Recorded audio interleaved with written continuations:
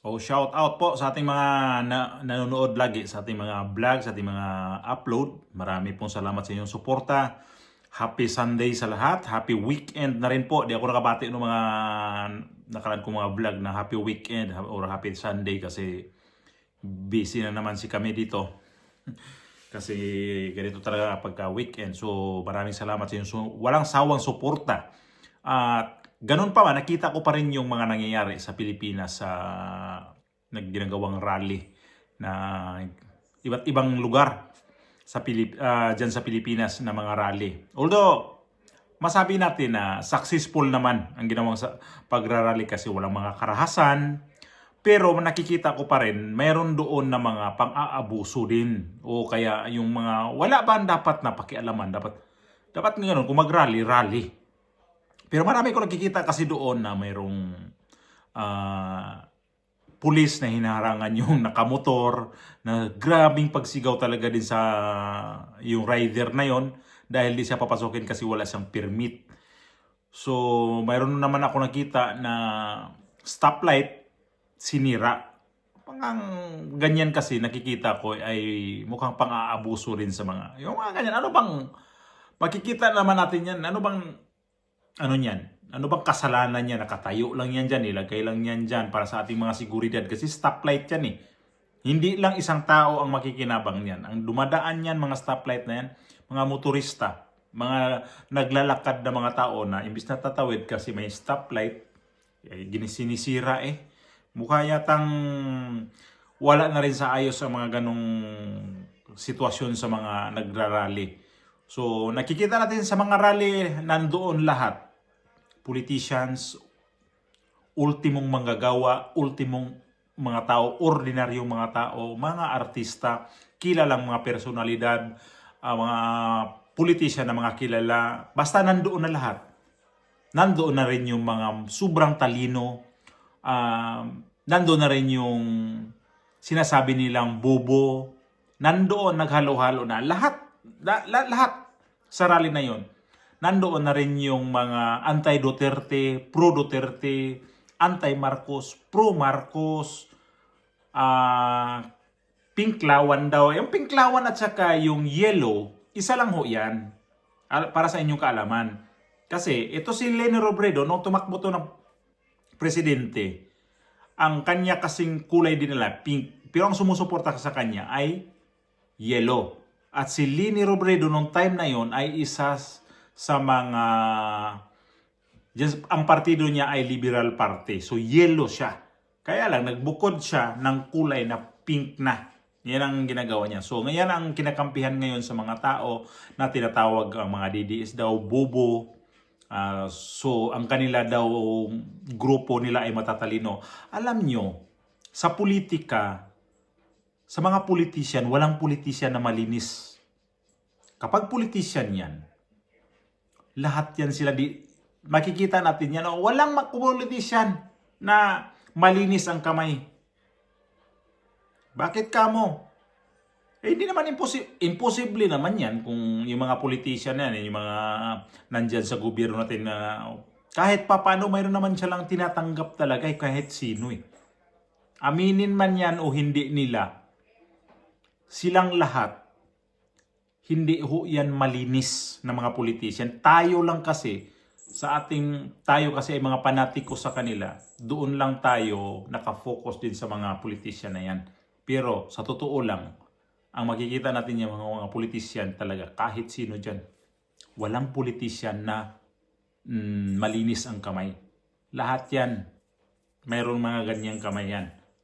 Kaya lang, ang pagkaiba niyan ay may mga politician na responsibilidad para sa ating mga bayan, para sa taong bayan. Yun lang pagkaiba niyan. Pero, pag sinabi natin na itong politician na yan, mga Duterte, magnanakaw yan. Huwag niyong sabihin ang mga Duterte magnanakaw. Kasi kahit sino pang ilagay dyan, lahat yan magnanakaw. Ilagay niyo naman, sabihin ninyo, mga pinklawan, malinis yan. Hindi yan malinis. Ang pagkaano lang nito, kung maintindihan natin, ang ginagawa bawat politician, ang responsibilidad talaga ang dapat ang titingnan natin. Pero pag sabihin natin malinis ang mga lahat ng mga politician, nagkamali tayo. Hindi yan. Kahit i-compare natin o magmasid ka sa ibang bansa, dito sa ibang bansa, magmasid ka, ganun din.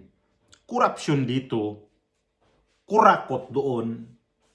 Kapag hindi mo kapartido ang nandyan sa lugar na yan, kawawa yung lugar mo kasi wala kang project. Ganun din dito sa ibang bansa.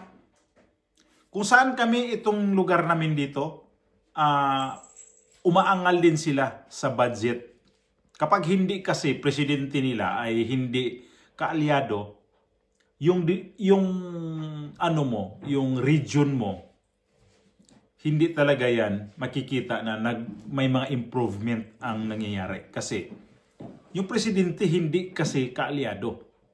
So nangyari din yan sa atin sa Pilipinas, pero mas grabe ang Pilipinas talaga. Tapos ang mga tao, yung sa rally kanina, halo-halo nga nandoon. May gustong patalsikin si Marcos, may gustong ayaw pa babain si Marcos kasi papalit daw ang mga Duterte at ayaw nila ang mga Duterte makabalik kasi delikado daw kasi daw kurap, mamamatay tao, ano pa mga issue. Alam nyo, ganyan lang nakikita natin na mga politician. Sabi ko nga, walang politician na malinis. Sabihin na lang natin na yung panahon ni Pangulong Duterte kasi, makikita natin doon na ang ayaw talaga niya doon sa itong mga malalaking negosyante. Nakikita naman natin kung sino yung negosyante noon na hindi nagbayad, na kanyang siningil at nagbayad. Lusyutan. Di ba? Kaya nga sabi ko, responsibilidad sa tao mayroon tayong nakikita sa bawat politiko. Si Lusyutan nagbayad ng ilang bilyon sa loob lang ng 15 days. Siningil ni Duterte yun. Itong Maylong nabawi sa gobyerno dahil kontrolado ho ito nito ng mga oligarko. ABS-CBN napasara dahil ho dito rin sa mga katiwalian nila. So, yung Mighty Corporation, ganun din. Nagbayad din sila ng tax. Dahil siningil ni Pangulong Duterte. So, dapat kasi, ang responsibilidad kasi sa mga politician, yun ang titingnan natin.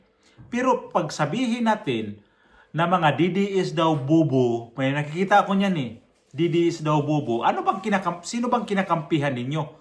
Pag kinakampihan niyo yung mga kandidato na yan, yung mga halimbawa Pinklawan man ang kinakampihan ninyo, o kaya yung mga dilawan na yan, matatalino na kayo?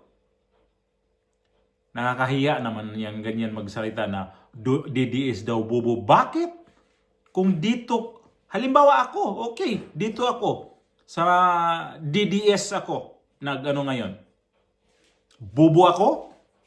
Wala ba akong karapatan na magsalita? Ikaw nga nagsalita ka tungkol nga, matalino ka, wala akong dyan kung saan ka kumakampi, pero sabihin mo bobo, lahat tayo bobo.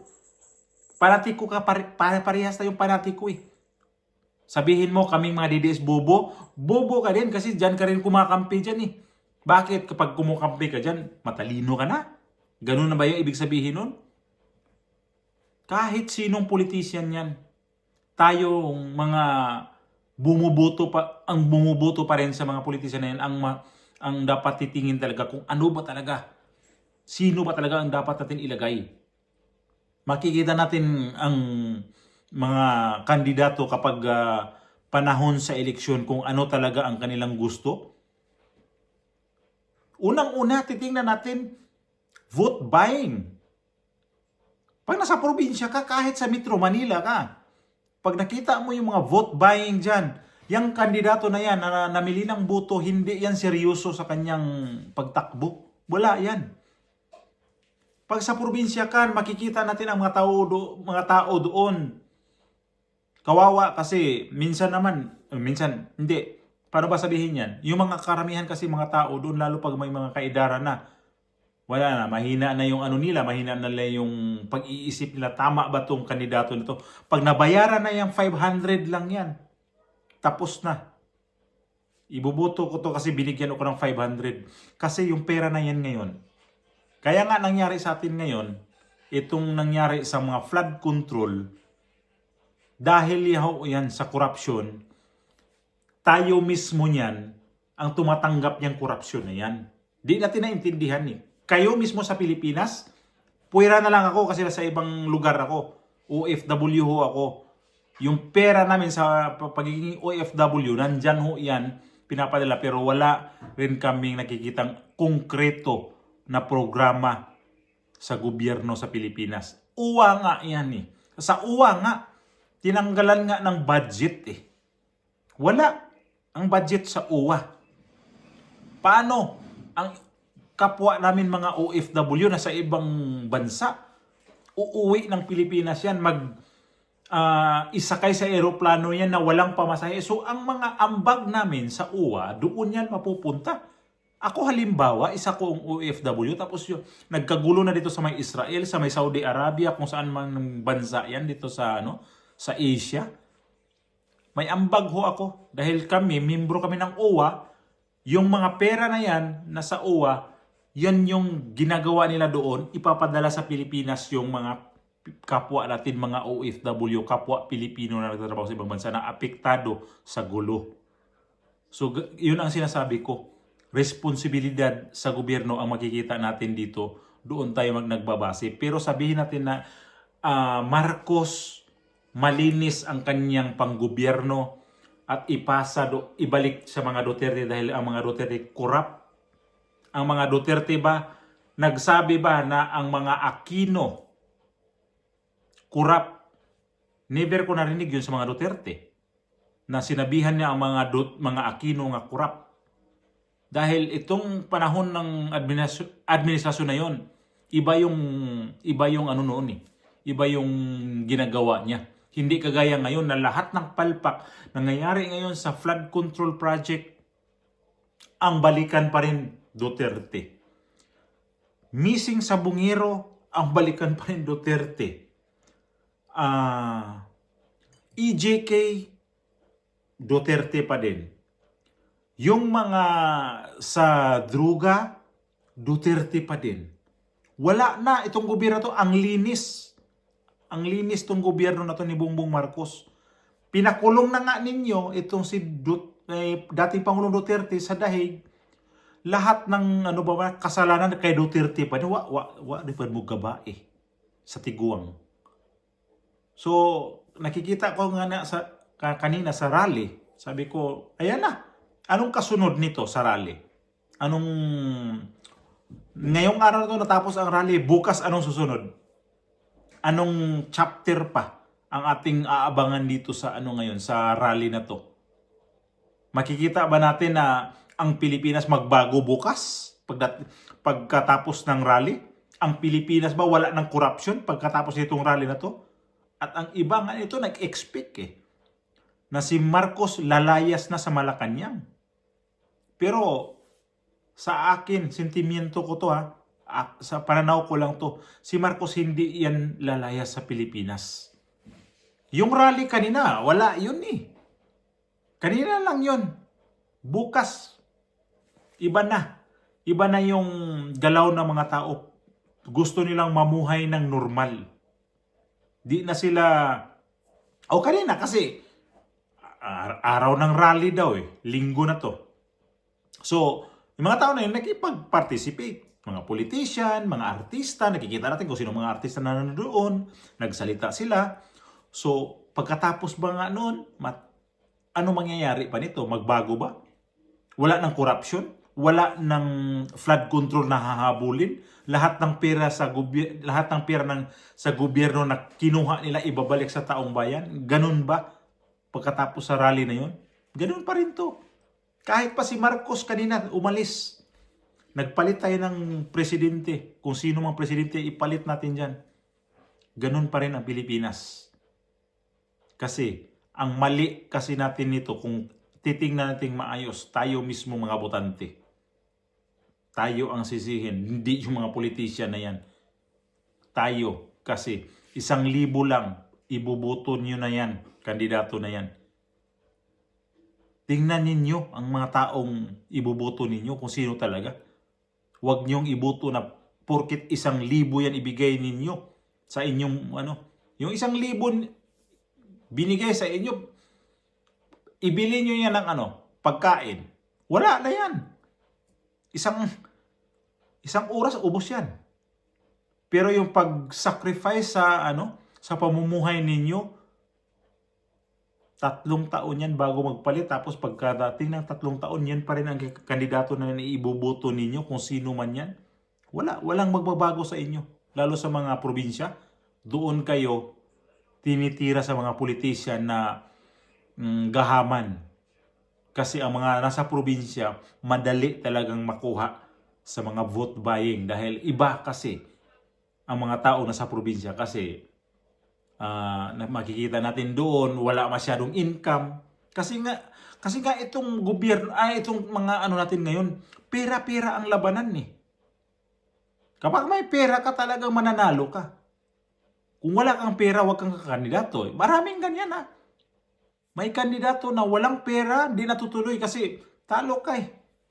Anong ibala mo dyan sa mga tao ngayon na mukhang pera na lahat ng tao? Sabihin natin ang mga politician mukhang pera, mga botante mukhang pera na din. Subukan mo. Subukan ninyo yung mga botante dyan na walang iabot sa inyo, yung kandidato na yan. Hindi nyo ibuboto kasi sabihin nyo kuripot. Yan ang mentalidad ng Pilipino ngayon. Kayo mismo ang nagtawag ng mga politician kurap. Kasi hindi kayo buboto, walang pera iabot sa inyo. Sabihin niyo yung kandidato na yan, kapal ng mukha. Sabi ni Bongbong Marcos, ang kapal ng mukha ninyo. So, kayo rin mga botante, ang kapal din ng mga mukha ninyo. Kasi nagbabayad kayo. Ngayon, nagrarally ang mga tao ngayon. Wala na yan, rally na yan, wala yan eh. Pauga lang yan dyan sa mga balita. Pero inyong titingnan yan sa kung malaliman ang tingnan ninyo, kayo mismo ang sisihin. Tayo mismo ang sisihin dito kasi tayo ang pumili ng kandidato eh.